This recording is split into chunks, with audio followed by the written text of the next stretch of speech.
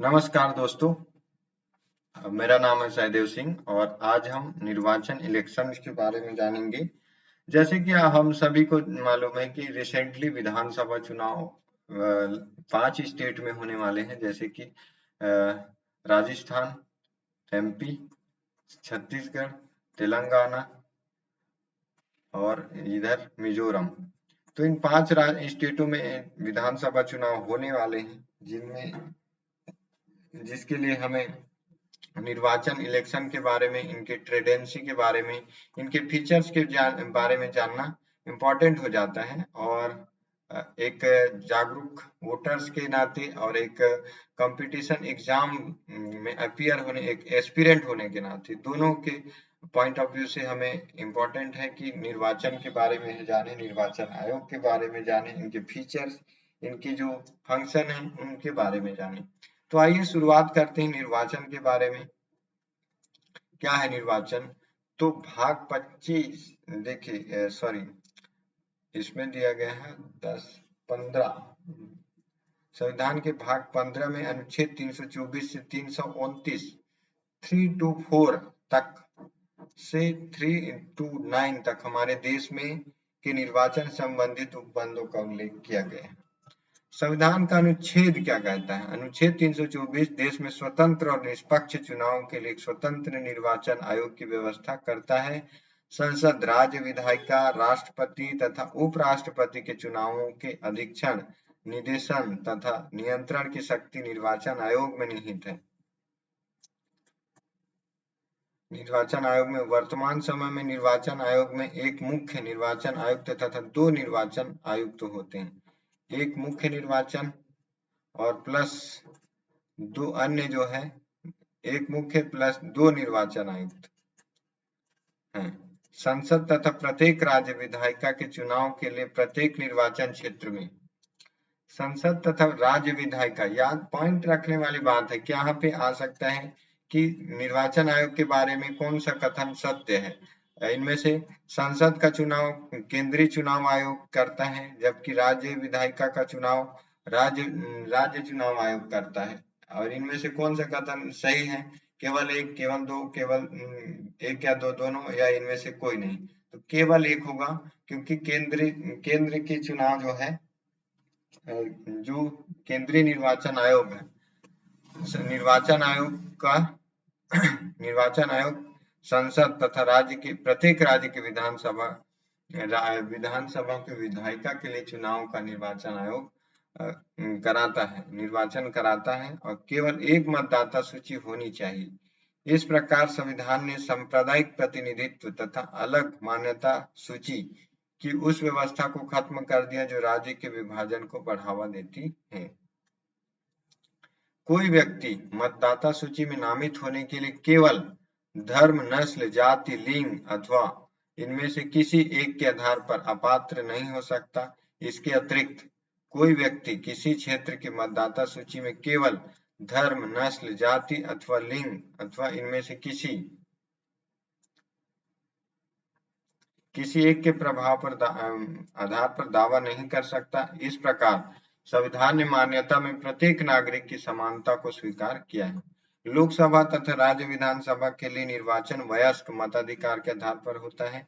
इस प्रकार प्रत्येक व्यक्ति जो भारतीय नागरिक है तथा 18 वर्ष की आयु का है, निर्वाचन में मत देने का अधिकार प्राप्त कर लेता है, यदि वह संविधान के उपबंधों अथवा उपयुक्त विधायिका द्वारा निर्मित के अधीन निवास, चित्तवृत्ति, अपराध या भ्रष्ट या अवैध आचरण के आधार पर अन्यथा निर्हरित कर दिया जाता है। संसद उन सभी व्यवस्थाओं का उपबंध कर सकती है जो संसद तथा राज्य विधायिकाओं के निर्वाचन, मतदाता सूची की तैयारियों, निर्वाचन क्षेत्रों के परिसीमन तथा सभी मामले जो संवैधानिक व्यवस्थाओं की सुरक्षा के लिए आवश्यक है। साथ ही राज्य विधायिका भी स्वयं के निर्वाचन से संबंधित सभी मामलों में, मतदाता सूची की तैयारियों के संबंध में तथा संबंधित संवैधानिक व्यवस्थाओं के लिए आवश्यक सभी मामलों में उपबंध बना सकते हैं, परंतु वे केवल उन्हीं मामलों में उपबंध बना सकते हैं जो संसद के कार्य क्षेत्र में नहीं आते। अतः दूसरे शब्दों में वे केवल संसदीय विधि के अनुपूरक हो सकते हैं और उस पर अभिभावी नहीं हो सकती। संविधान घोषणा करता है कि निर्वाचन क्षेत्र के परिसीमन अथवा इन निर्वाचन क्षेत्रों के लिए आवंटन स्थानों से संबंधित विधियों पर न्यायालय में प्रश्न नहीं उठाया जा सकता। निर्वाचन क्षेत्रों के परिसीमन जो होगा अथवा निर्वाचन क्षेत्र के लिए आवंटित जो स्थान होगा उससे संबंधित जो भी विधियों पर न्यायालय प्रश्न नहीं उठाया जा सकता। परिणाम स्वरूप परिसीमन आयोग द्वारा पारित आदेश अंतिम होते हैं और उन्हें किसी भी न्यायालय में चुनौती नहीं दी जा सकती। संविधान के अनुसार संसद अथवा राज्य विधायिका के निर्वाचन पर प्रश्न चिन्ह नहीं लगाया जा सकता। केवल एक निर्वाचन याचिका के ऐसे प्राधिकारों के समक्ष ऐसे तरीके जो प्रस्तुत किए जाएं जिसका उपबंध उपयुक्त विधायिका ने किया हो। 1996 से चुनावी याचिका पर सुनवाई अकेले उच्च न्यायालय करता है, किंतु अपील का अधिकार केवल उच्चतम न्यायालय में है। अनुच्छेद 323 ख उपयुक्त विधायिका संसद अथवा विधायिका को निर्वाचन विवादों के निर्णय के लिए अधिकरण के गठन की शक्ति प्रदान करता है। ये ऐसे विवादों को भी सभी न्यायालयों के अधिकार क्षेत्रों से उच्चतम न्यायालय के विशेष अवकाश अपील अधिकार क्षेत्र को छोड़कर बाहर रखने का भी उपबंध करता है। अभी तक ऐसे किसी अभिकरण का गठन नहीं किया गया है। यहाँ यह जानना आवश्यक है कि चंद्र कुमार मामले 1997 में उच्चतम न्यायालय ने निर्णय दिया है कि उपबंध असंवैधानिक है। यदि किसी समय ऐसा कोई अधिकरण गठित किया जाता है तो इसके निर्णयों के विरुद्ध उच्च न्यायालय में अपील की जा सकती है। अनुच्छेद 323 ख उपयुक्त विधायिका में संसद अथवा विधायिका को निर्वाचन विवादों के निर्णय के लिए अधिकरण के गठन की शक्ति प्रदान करता है। 323 ख ऐसे विवादों को भी सभी न्यायालयों के अधिकार क्षेत्रों से उच्चतम न्यायालय के विशेष अवकाश अपील अधिकार को छोड़कर बाहर रखने का भी उपबंध है। अभी तक ऐसे किसी अभिकरण का गठन नहीं किया गया। यह जानना आवश्यक है कि 323 ख में कहा तो गया, लेकिन चंद्र कुमार मामले में सुप्रीम कोर्ट ने कहा कि उच्चतम न्यायालय ने कहा कि असंवैधानिक है, यह उपबंध असंवैधानिक है। यदि किसी समय ऐसा कोई अभिकरण गठित किया जाता है तो इसके निर्णयों के विरुद्ध उच्च न्यायालय में अपील की जा सकती है। चुनाव तंत्र। भारत का निर्वाचन आयोग ईसीई इलेक्शन कमीशन क्या है? ECI election commission of India Bharat के संविधान में अनुच्छेद 324 के अंतर्गत भारत के निर्वाचन आयोग को लोकसभा तथा राज्य सभाओं के चुनावों का अधीक्षण, निर्देशन तथा नियंत्रण का अधिकार प्राप्त है। भारत का निर्वाचन आयोग 3 सदस्यीय निकाय है, जिसमें एक मुख्य चुनाव आयुक्त तथा 2 चुनाव आयुक्त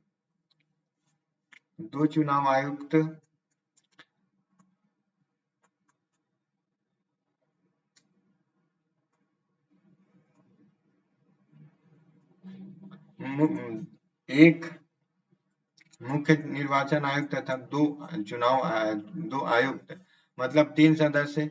इनकी नियुक्ति राष्ट्रपति द्वारा, मुख्य चुनाव आयुक्त तथा चुनाव आयुक्त की नियुक्ति राष्ट्रपति द्वारा किया जाता है तथा आर्टिकल 324 जो है 324 कहता है कि भारत का निर्वाचन आयोग होगा जिसमें 3 सदस्य, एक मुख्य निर्वाचन आयुक्त और 2 निर्वाचन आयुक्त होंगे, जिनकी नियुक्ति राष्ट्रपति के द्वारा की जाती है। मुख्य निर्वाचन आयुक्त अधिकारी किसी राज्य या संघीय क्षेत्र का राज्य मुख्य चुनाव अधिकारी उस राज्य अथवा संघीय क्षेत्र में चुनाव कार्यों का पर्यवेक्षण करने को अधिकृत है, जिसका निर्वाचन आयोग अधीक्षण, निर्देशन तथा नियंत्रण करता है।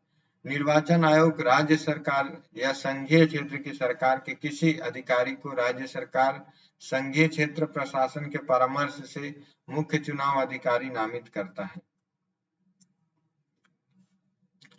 क्या कहता है कि किसी राज्य या संघीय क्षेत्र का मुख्य चुनाव अधिकारी उस राज्य अथवा संघीय क्षेत्र में चुनाव कार्यों का पर्यवेक्षण करने को अधिकृत है, जिसका निर्वाचन आयोग अधीक्षण।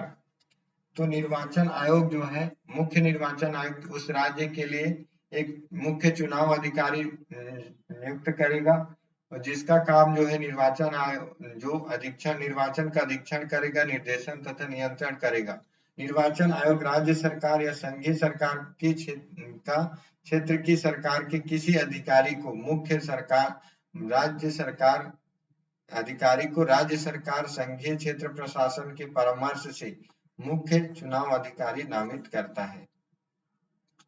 जिला निर्वाचन अधिकारी डिस्ट्रिक्ट इलेक्शन ऑफिसर्स मुख्य निर्वाचन अधिकारी के अधीक्षण निर्देशन तथा नियंत्रण में जिला निर्वाचन अधिकारी जिले में चुनाव कार्य का पर्यवेक्षण करता है। भारत का निर्वाचन आयोग राज्य सरकार के किसी अधिकारी को राज्य सरकार की सलाह पर जिला निर्वाचन अधिकारी नामित अथवा पद नामित करता है। चुनाव अधिकारी या रिटर्निंग ऑफिसर आरओ क्या होते हैं? किसी संसदीय अथवा विधानसभा क्षेत्र के चुनाव कार्य के संचालन के लिए चुनाव अधिकारी उत्तरदायी होते हैं।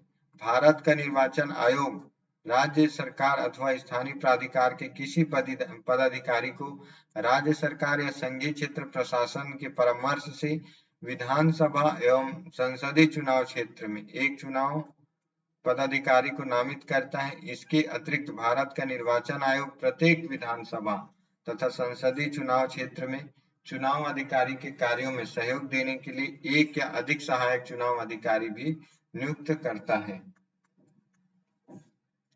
तो रिटर्निंग ऑफिसर और डिस्ट्रिक्ट निर्वाचन अधिकारी कौन होते हैं? मुख्य निर्वाचन अधिकारी के अधीक्षण निर्देशन एवं नियंत्रण में जिला निर्वाचन अधिकारी के अधिकारी जिले में चुनाव कार्य का पर्यवेक्षण करता है। भारत का निर्वाचन आयोग राज्य सरकार के किसी अधिकारी को राज्य सरकार की सलाह पर जिला निर्वाचन अधिकारी नामित करता है। तो अमूमन जो है जो आईएएस ऑफिसर होते हैं उनको जिला निर्वाचन अधिकारी डीईओ के रूप में जाना जाता है। रिटर्निंग ऑफिसर आरओ क्या होता है कि आरओ को संसदीय अथवा विधानसभा चुनाव के कार्य का संचालन करने के लिए चुनाव अधिकारी उत्तरदायी होते हैं। भारत का निर्वाचन आयोग राज्य सरकार अथवा स्थानीय प्राधिकार के किसी पदाधिकारी को राज्य सरकार या संघीय क्षेत्र प्रशासन के परामर्श से प्रत्येक विधानसभा एवं संसदीय चुनाव क्षेत्र में एक चुनाव पदाधिकारी को नामित करता है। इसके अतिरिक्त भारत का निर्वाचन आयोग प्रत्येक विधानसभा तथा संसदीय चुनाव क्षेत्र में चुनाव अधिकारी के कार्यों में सहयोग देने के लिए एक या अधिक सहायक चुनाव अधिकारी भी नियुक्त करता है। चुनाव निबंधन अधिकारी या इलेक्टोरल रजिस्ट्रेशन ऑफिसर ईआरओ संसदीय चुनाव क्षेत्र में मतदाता सूची आदि को तैयार करने के लिए चुनाव पंजीकरण अधिकारी उत्तरदायी होते हैं। भारत का निर्वाचन आयोग राज्य या संघीय शासन के परामर्श से सरकार अथवा स्थानीय प्राधिकार में किसी अधिकारी को चुनाव पंजीकरण अधिकारी नियुक्त करता है। चुनाव पंजीकरण अधिकारी के सहयोग के लिए भारत का निर्वाचन आयोग एक या अधिक सहायक चुनाव पंजीकरण अधिकारियों की नियुक्ति कर सकता है। पीठासीन अधिकारी प्रोजाइडिंग ऑफिसर पीओ जिसको पीठासीन अधिकारी मतदान अधिकारियों के सहयोग से मतदान केंद्र पर मतदान कार्य करता है। जिला निर्वाचन अधिकारी पीठासीन अधिकारियों एवं मतदान अधिकारियों की नियुक्ति करता है। संघीय क्षेत्रों के मामलों में चुनाव अधिकारी ऐसे नियुक्तियां करता है। पर्यवेक्षक भारत का चुनाव आयोग संसदीय तथा राज्य विधायिकाओं के चुनाव के लिए सरकारी अधिकारियों का मनोनयन करता है। ये पर्यवेक्षक कई प्रकार के होते हैं। सामान्य पर्यवेक्षक आयोग चुनाव को सुचारू रूप से संपन्न कराने के लिए सामान्य पर्यवेक्षक लगाता है। इन्हें स्वतंत्र और निष्पक्ष चुनाव के लिए चुनाव प्रक्रिया के हर चरण पर ध्यान रखना पड़ता है। व्यय पर्यवेक्षक केंद्रीय सरकार सेवा से व्यय पर्यवेक्षक नियुक्त किए जाते हैं, जिसका काम होता है उम्मीदवारों के चुनाव खर्च पर कड़ी निगरानी रखना। इन्हें यह भी देखना कि वोटरों को पूरी चुनाव प्रक्रिया के दौरान कोई लालच न दिया जा रहा है। पुलिस पर्यवेक्षक आयोग भारतीय पुलिस सेवा के अफसरों को पुलिस पर्यवेक्षक के रूप में राज्य तथा जिला स्तर पर तैनात करता है। यह चुनाव क्षेत्र की संवेदनशीलता पर निर्भर करता है। ये पर्यवेक्षक पुलिस की तैनाती से संबंधित सभी प्रतिवादियों, विधियों, कानून और व्यवस्था की स्थिति पर नजर रखते हैं। ये पर्यवेक्षक स्वतंत्र एवं निष्पक्ष चुनाव के लिए नागरिक तथा पुलिस प्रशासन का समन्वय बनाता है। जागरूकता पर्यवेक्षक पहली बार 16वीं लोकसभा चुनाव 2014 में आयोग ने केंद्रीय जागरूकता पर्यवेक्षक बहाल किए, जिन्हें फील्ड स्तर पर चुनाव प्रक्रिया के कुशल तथा प्रभावकारी प्रबंधन को देखना था। खासकर वोटरों में जागरूकता को लेकर जागरूकता पर्यवेक्षकों को लगाया जाता है कि वे चुनावी मशीनरी द्वारा किए जा रहे हस्तक्षेप की निगरानी करें, अधिक से अधिक लोग चुनाव प्रक्रिया में भाग लें। वे आरपीए रिप्रेजेंट एक्ट 1951 मीडिया संबंधी आरपीए एक्ट, जिसको आरपीए एक्ट इसका हिंदी मैं भूल रहा हूँ, बताते हैं कुछ थोड़ी देर में, कि मीडिया संबंधी पक्षों की निगरानी करेंगे। ये जिला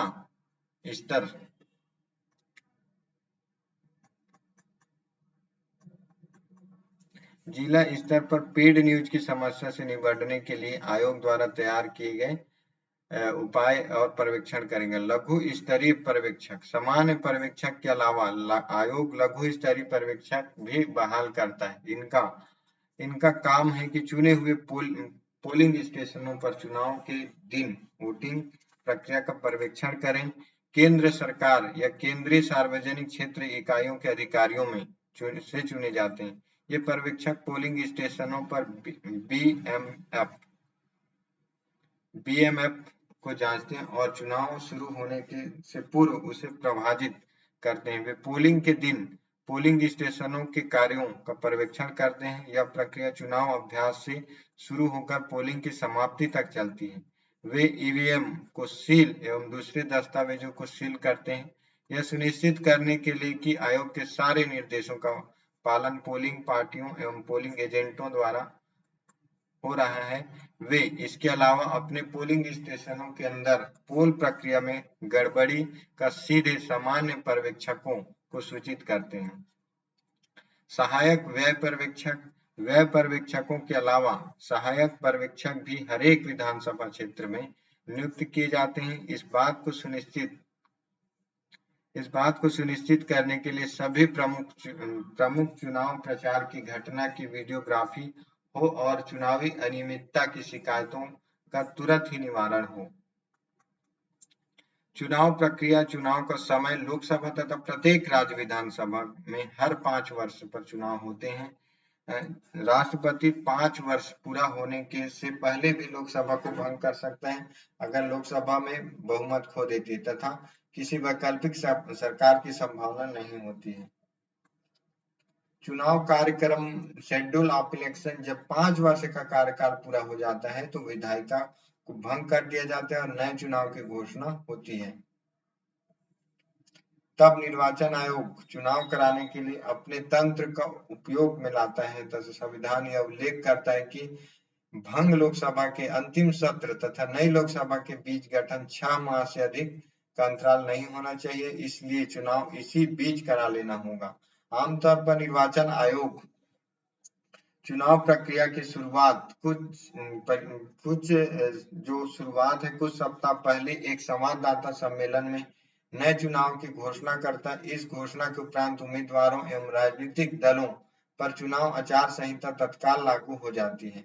औपचारिक चुनाव प्रक्रिया चुनाव अधिसूचना जारी होने के साथ ही आरंभ हो जाती है। ज्यों ही अधिसूचना जारी होती है, उम्मीदवार किसी चुनाव क्षेत्र से लड़ना चाहते हैं अपना नामांकन दाखिल कर सकते हैं। जांच के बाद लड़ना चाहते हैं अपना नामांकन दाखिल कर सकते। नामांकन की अंतिम तारीख से 1 सप्ताह पश्चात नामांकनों की जांच संबंधित चुनाव क्षेत्र के चुनाव अधिकारी करते हैं। चुनाव के बाद 2 दिनों के अंदर वैध उम्मीदवार नाम वापस लेकर चुनाव से हट सकते हैं। चुनाव लड़ने वाले उम्मीदवार को चुनाव अभियान के लिए मतदान की तिथि से पहले 2 हफ्ते का समय मिलता है। मतदाताओं की भारी संख्या में बहुत बड़े पैमाने पर की जाने वाली चुनावी कार्यवाही को ध्यान में रखकर राष्ट्रीय चुनाव के लिए कई दिनों तक मतदान कराया जाता है। मतगणना के लिए एक अलग तिथि निर्धारित की जाती है तथा प्रत्येक चुनाव के लिए संबंधित चुनाव अधिकारी द्वारा परिणाम घोषित किए जाते हैं। आयोग निर्वाचन सदस्यों की सूची बनाता है तथा सदन के लिए गठन के लिए उपयुक्त अधिसूचना जारी करता है। इसी के साथ चुनाव की प्रक्रिया संपन्न हो जाती है तथा लोकसभा के मामले में राष्ट्रपति तथा विधानसभा के लिए संबंधित राज्यों के राज्यपाल सदन या सदनों का सत्र आहूत करते हैं। शपथ ग्रहण किसी भी उम्मीदवार के लिए निर्वाचन आयोग द्वारा अधिकृत अधिकारी के समक्ष शपथ लेनी पड़ती है। मुख्यतः निर्वाचन चुनाव अधिकारी तथा सहायक चुनाव अधिकारी चुनाव आयोग द्वारा इस उद्देश्य के लिए अधिकृत किए जाते हैं। ऐसे उम्मीदवारों के लिए जो बंदी हो अथवा जिन्हें निरुद्ध किया गया हो, संबंधित कारा अधीक्षक या अवरोधन शिविर डिटेंशन कैंप के समादेष्टा कमांडेंट को शपथ ग्रहण के लिए अधिकृत किया जाता है। ऐसे उम्मीदवार के लिए जो अस्पताल में हो और बीमार हो, तब अस्पताल के प्रभारी चिकित्सा अधिकारी अथवा चिकित्सा अधिकारी को उसके लिए अधिकृत किया जाता है। यदि कोई उम्मीदवार भारत के बाहर हो, तब भारत के राजदूत अथवा उच्चायुक्त अथवा उनके द्वारा अधिकृत राजनयिक काउंसलर के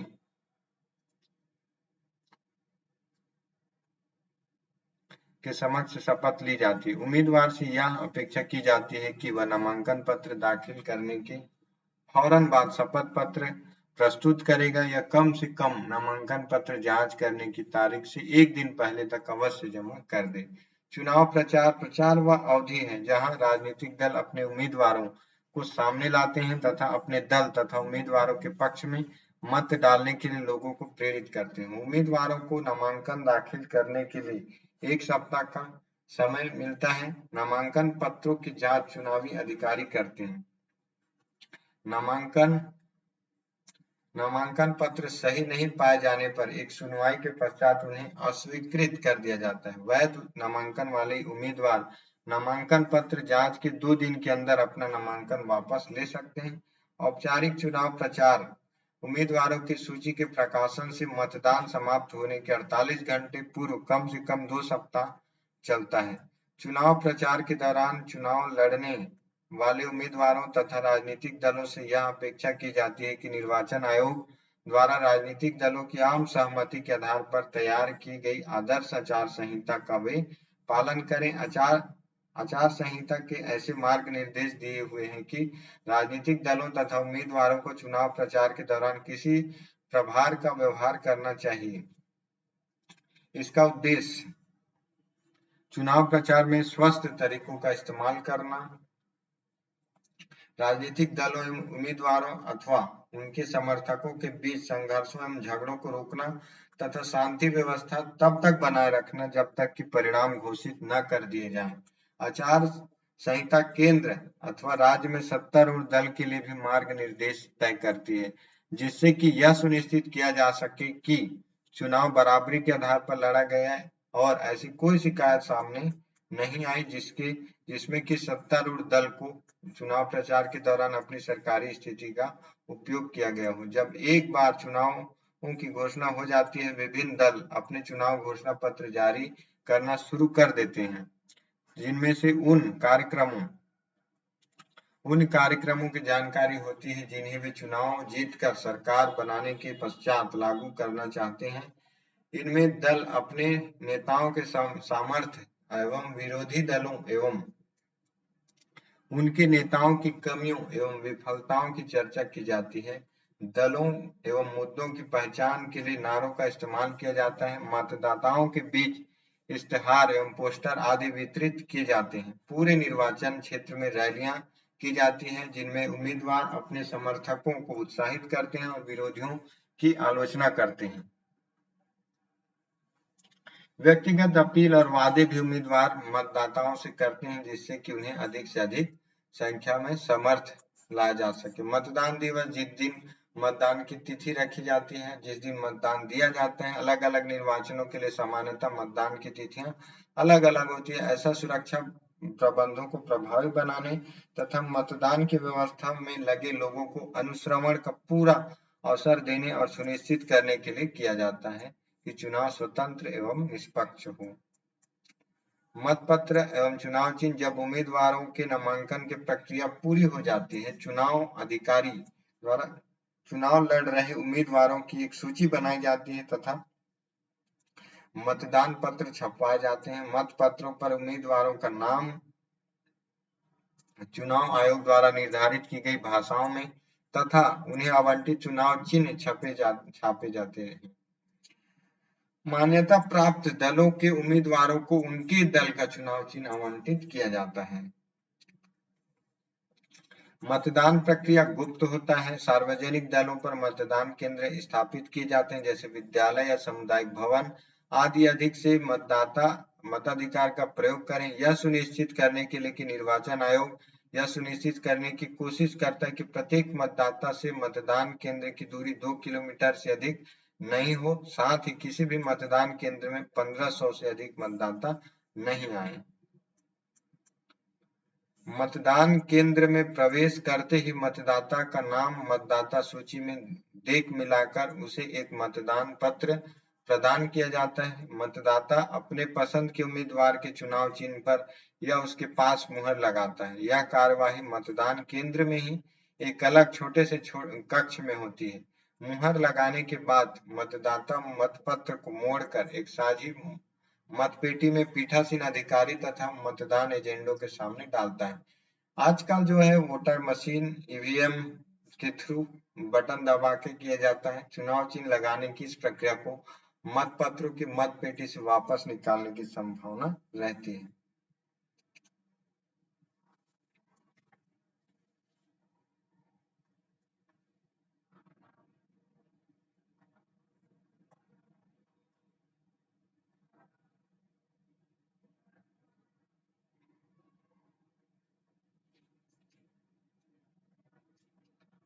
चुनावों का पर्यवेक्षण। चुनाव आयोग बड़ी संख्या में पर्यवेक्षकों की नियुक्ति करता है। यह सुनिश्चित करते हैं कि जो पर्यवेक्षक होते हैं वे यह सुनिश्चित करते हैं कि मतदान स्वतंत्र एवं निष्पक्ष ढंग से कराए गए और लोगों ने अपनी पसंद का उम्मीदवार चुना। चुनाव खर्च पर्यवेक्षक उम्मीदवार और चुनाव दल के चुनाव खर्च की निगरानी करते हैं। मतगणना। जब मतदान संपन्न हो जाता है और चुनाव अधिकारी तथा पर्यवेक्षक की देखरेख में मतगणना की प्रक्रिया प्रारंभ होती है। मतगणना समाप्त होने के पश्चात चुनाव अधिकारी सबसे अधिक मत पाने वाले उम्मीदवार का नाम विजयी उम्मीदवार के रूप में घोषित करते हैं।